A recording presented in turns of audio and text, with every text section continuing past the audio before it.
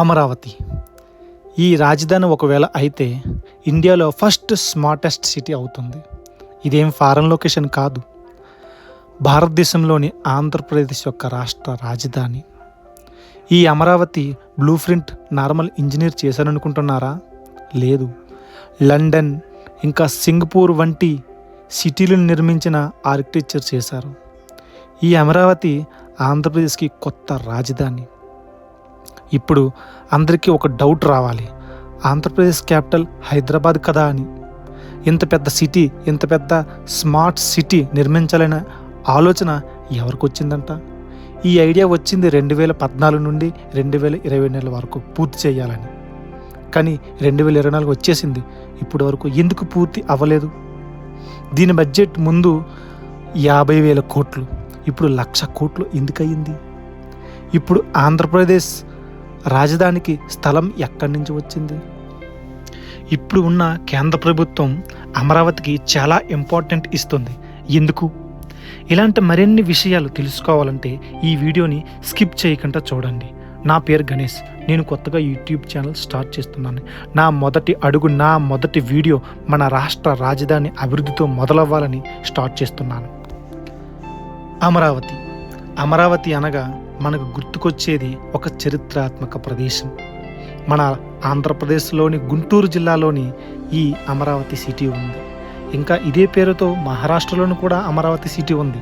కానీ 2014 ఆంధ్రప్రదేశ్ రాష్ట్ర విభజన తరువాత అమరావతి అనే పేరు బలంగా వినిపించడం మొదలైంది. ఎందుకంటే 2014లో ఆంధ్రప్రదేశ్ తెలంగాణ 2 రాష్ట్రాలుగా ఏర్పడిన తర్వాత హైదరాబాద్ అనేది తెలంగాణకి రాజధానిగా అయ్యింది. కానీ ఆంధ్రప్రదేశ్కి రాజధాని లేదు. కేవలం ఏపీ రీఆర్గనైజేషన్ యాక్ట్ 2014 ప్రకారం 10 సంవత్సరాల వరకు మాత్రమే హైదరాబాద్, ఆంధ్రప్రదేశ్ మరియు తెలంగాణకి ఉమ్మడి రాజధానిగా ఉండడం జరిగింది. అంటే జూన్ 2, 2014 నుండి జూన్ 2, 2024 వరకు మాత్రమే ఆంధ్రప్రదేశ్కి హైదరాబాద్ ఉమ్మడి రాజధానిగా ఉండడం జరిగింది. కానీ ఇప్పుడు మన ఆంధ్రప్రదేశ్ రాష్ట్ర రాజధాని ఏది? మీరే చెప్పండి. అమరావతి అంటారా? అమరావతి రాజధాని పూర్తి నిర్మాణం జరిగిందా లేదా? ఇప్పుడు తెలుసుకుందాం. ఫస్ట్ అమరావతి నిర్మాణానికి కొంత స్థలం కావాలి. 2014లో నారా చంద్రబాబు నాయుడు గారు ప్రతి రైతుకి ఒక భరోసా ఇచ్చారు. రాజధాని నిర్మాణం కోసం ప్రతి రైతు తమ స్థలాన్ని వాలంటరీగా ప్రభుత్వానికి ఇవ్వాలని కోరారు. దీనికి బదులుగా ఏ రైతు అయితే 1 ఎకరం సాగు భూమి గవర్నమెంట్కి ఇస్తారో వాళ్ళకి 1,250 గజాల ఇల్లు స్థలం ఇస్తానన్నారు. ఇంకా 450 గజాలు కమర్షియల్ ల్యాండ్ కూడా ఇస్తానన్నారు. మరియు ఏ రైతు అయితే 1 ఎకరం డ్రై ల్యాండ్ గవర్నమెంట్కి ఇస్తారో వాళ్ళకి 1000 గజాల ఇల్లు స్థలం, ఇంకా 250 గజాల డ్రై ల్యాండ్ అని ఇస్తారని చంద్రబాబు నాయుడు గారు ఆ రోజు నాడే వాగ్దానం చేశారు. వీటితో పాటు సంవత్సరానికి ఎవరైతే 1 ఎకరం సాగు భూమి ఇచ్చారో వాళ్ళకి 50,000, ఎవరైతే 1 ఎకరం డ్రై ల్యాండ్ ఇచ్చారో వాళ్ళకి 30,000 చొప్పున ఆర్థిక సాయం చేస్తామని కూడా ఆనాడు చంద్రబాబు నాయుడు గారు చెప్పారు. తరువాత వాగ్దానం ఇచ్చిన 100 రోజుల్లోనే అమరావతి రైతులు తమ స్థలాన్ని దాదాపు 33,000 ఎకరాలు ఆంధ్రప్రదేశ్ రాష్ట్ర రాజధాని కోసం రైతులు ప్రభుత్వానికి స్థలం ఇచ్చారు. ఇప్పుడు రాజధాని అమరావతి నిర్మాణానికి స్థలం దొరికేసింది. ఇంకా రాజధాని నిర్మాణానికి డబ్బులు అవసరం, డబ్బులు కావాలి. అక్టోబర్ 2015లో నారా చంద్రబాబు నాయుడు గారి ప్రభుత్వంలో అమరావతిని రాజధానిగా శంకుస్థాపన చేశారు. దీనికి మన కేంద్ర ప్రధానమంత్రి నరేంద్ర మోడీ గారు కూడా హాజరయ్యారు. సుమారు 50,000 కోట్ల వ్యయంతో అమరావతి నిర్మాణాన్ని ప్రారంభించారు.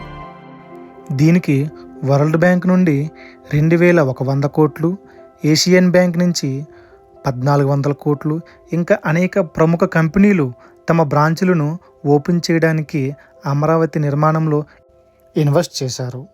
సెంట్రల్ గవర్నమెంట్, స్టేట్ గవర్నమెంట్ ఇలా అందరూ కలిసి అమరావతికి 50,000 కోట్ల నిధులు సమకూర్చారు.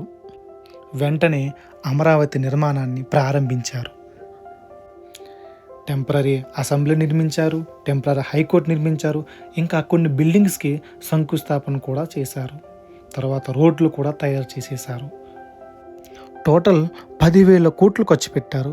ఇలా 2019 వరకు రాజధాని నిర్మాణం జరిగింది.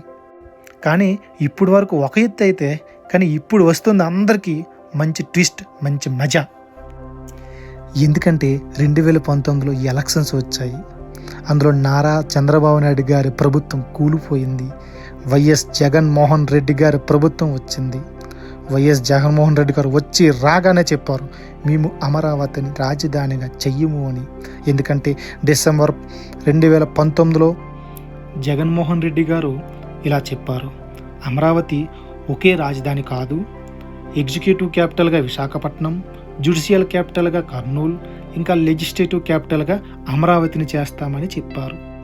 దీంతో ఆంధ్రప్రదేశ్ ప్రజలు ఒక్కసారిగా అవాక్కైపోయారు. ప్రతి ఒక్కరూ ప్రశ్నించారు, ఎందుకు ఈ 3 రాజధానులు అని. కానీ జగన్మోహన్ రెడ్డి గారి ప్రభుత్వం సౌత్ ఆఫ్రికా లాంటి పెద్ద పెద్ద విదేశాల్లో 3 రాజధానులు ఉన్నాయని, అవి చాలా సక్సెస్ అయ్యాయని చెప్పుకొచ్చారు. కానీ ఇందులో మీకు లాజిక్ ఏంటో అర్థమైందా? లాజిక్ ఏంటంటే నేను చెప్తాను చూడండి. లాజిక్ ఏంటంటే ఈ రాజధాని డెవలప్మెంట్ అయితే చంద్రబాబు నాయుడు గారికి పేరు వచ్చేస్తుంది, జగన్మోహన్ రెడ్డి గారికి రాదు. దీంతో అమరావతి పతనం మొదలైంది. ఇది రియల్గా సినిమా క్లైమాక్స్లో వచ్చే ట్విస్ట్ లాగా అందరికీ అనిపించింది. మీరే కామెంట్ చేయండి, ఈ డిసిషన్ సరైందా లేదా తప్ప మీరే చెప్పండి. దీనివల్ల అమరావతిలో కట్టడాలు అన్నీ ముళ్ళ చెట్లతో నిండిపోయాయి. నిర్మించిన భవనాలు బూతు బంగ్లాలుగా మారాయి. పనిచేసిన లేబర్ అందరూ ఖాళీ చేసి వెళ్ళిపోయారు. నిర్మాణానికి తెచ్చిన మెటీరియల్స్, సిమెంట్, ఐరన్, ఇంకా ఇలా ఎన్నో చెప్పుకుంటూ పోతే మొత్తం అన్నీ సర్వనాశనం అయిపోయాయి. ప్రముఖ కంపెనీలు ఇన్వెస్ట్ చేసిన మనీ అంతా వేస్ట్ అయిపోయింది. వీటన్నిటికంటే స్థలాన్ని ఇచ్చిన రైతులు మోసపోయారు. రైతులకు ప్రతి సంవత్సరం ఇవ్వాల్సిన 50,000 మరియు 30,000 డబ్బులను కూడా వైఎస్ జగన్మోహన్ రెడ్డి గారి ప్రభుత్వం నిలిపివేసింది.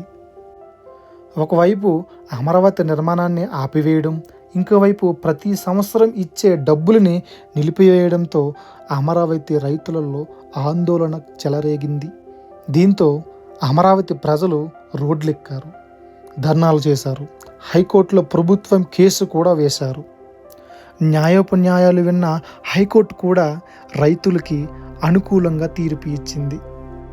కానీ జగన్మోహన్ రెడ్డి గారి ప్రభుత్వం ఇక్కడతో ఆగకుండా సుప్రీంకోర్టులో కేసుని రీఓపెన్ చేసింది. అందరూ అనుకున్నారు ఇక అమరావతి పని అయిపోయింది అని.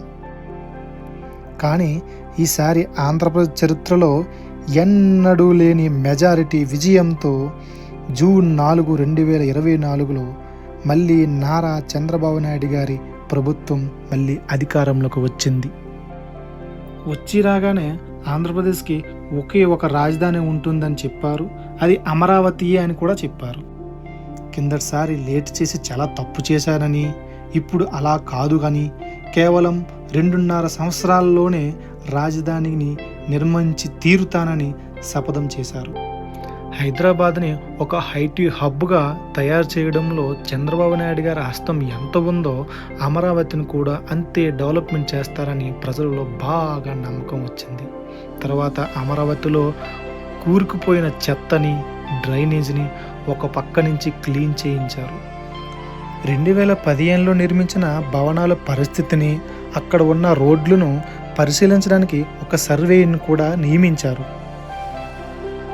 జగన్మోహన్ రెడ్డి గారి ప్రభుత్వం సుప్రీంకోర్టులో వేసిన కేసును కూడా ప్రభుత్వం వెనక్కి తీసుకోవడం జరిగింది. కానీ ఇక్కడ పెద్ద సవాలు ఉంది. రాజధాని నిర్మాణానికి డబ్బులు ఎక్కడి నుంచి వస్తాయి? ఎందుకంటే పాత బడ్జెట్లో ఏదైతే 50,000 కోట్లు సమకూర్చారో దాంట్లో సుమారుగా సగం డబ్బులు వేస్ట్ అయిపోయాయి. ఇంకా గత 5 సంవత్సరాలు సిమెంట్, ఐరన్ ఇలా రా మెటీరియల్స్ అన్ని రేట్లు పెరిగిపోయాయి.